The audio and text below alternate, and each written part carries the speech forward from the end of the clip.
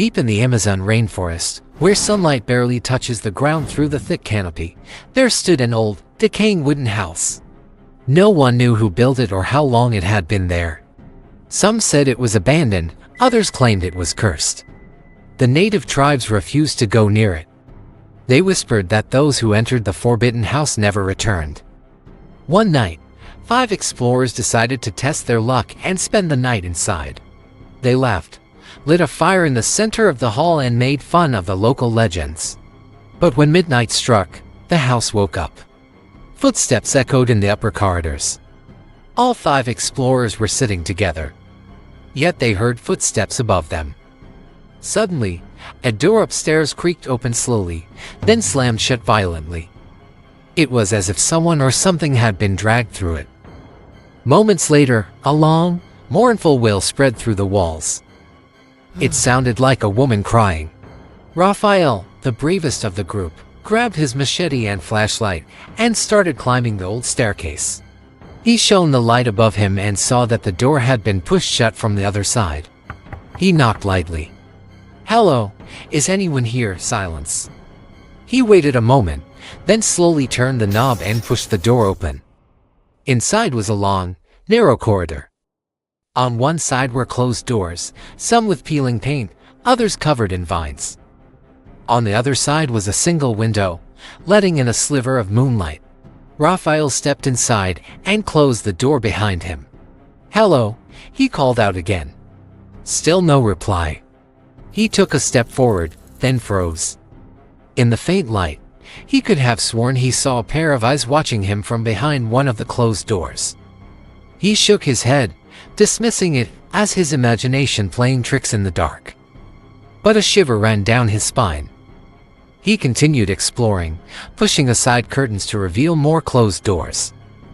Each room he entered was empty, yet the feeling of being watched intensified. Suddenly, he heard a crash from ahead and a woman's scream pierced the darkness. It was followed by a guttural growl. Startled, Raphael spun around and raced back to the stairs. He stumbled down the steps, nearly falling. He fumbled with the door, then burst out into the main hall. Panting, he told his friends about the scream and the growl. They didn't believe him. They thought he had imagined it. Miguel, the skeptic, even suggested that Raphael had perhaps seen one of the tribe's shamans. But just as Miguel finished speaking, another blood-curdling scream shattered the night, followed by a heavy thud. The explorers gasped. This time, there was no mistaking what had happened. Something had fallen. Heavy footsteps pounded from above. The explorers stared at each other, fear etched on their faces. Then Raphael noticed something horrible. He had dropped his machete at the top of the stairs. Now, slowly, ever so slowly, it started to move on its own. Its handle rose, and its blade. With a creak, it turned sideways, pointing toward the explorers. With a final creak, the machete fell. The explorers screamed and scattered. Miguel tripped over a root and fell. Blood trickled from a cut on his knee. In panic, he tried to get up, but the floor seemed to stick to his legs. He pulled, but it was too late. The floor gave way and he plunged into the darkness. A thick layer of dirt covered the hole, hiding Miguel's thrashing form below. The others managed to scramble away, but not before glancing down into the abyss. They could see Miguel's frantic face, his eyes wide with terror, reaching out to them from the darkness below. Then his screams abruptly stopped. The explorers fled. They didn't want to look back. They didn't want to hear the sound of his final moments. They ran until their lungs burned and their legs ached. Finally, collapsing on the jungle floor, they watched in horror as the house seemed to pulse with a dark energy, a malevolent presence that reveled in their fear. The next morning, sunlight filtered weakly through the canopy. The explorers, shaken but alive, stumbled back to the house. They wanted to see if anyone had fallen into the trap they had discovered. What they found was worse than they could have imagined. There was no sign of Miguel. The hole they had seen the night before was now filled with dirt. But that wasn't the worst part. As they cautiously approached the house, they saw a horrifying sight. All around the building were hundreds of little pebbles that were not there the evening before. Pebbles that looked an awful lot like teeth. The explorers fled, this time not stopping until they reached their camp. Safe at last. They collapsed onto their beds, trying to forget the horrors of the night before. But sleep wouldn't come. Their nightmares were filled with dark figures, piercing screams, and the feeling of being hunted. Days turned into weeks, yet none of the explorers ever forgot the horrors of the night in the cursed house. And soon, whispers started spreading among them. They spoke of ancient curses, restless spirits, and evil lurking in the darkness. None of them wanted to return to the house. But one day, curiosity got the better of them. They decided to go back and retrieve their belongings. After all, they couldn't stay in the jungle forever. Yet when they returned to the clearing where the house stood, they realized that they were not alone. 5 pairs of eyes were watching them from the trees. They were small, gleaming eyes that seemed to pierce the explorers' souls. Terrified, the explorers broke into a run, crashing through the underbrush. They could hear the rustling of leaves behind them, like the forest itself was coming alive to chase them.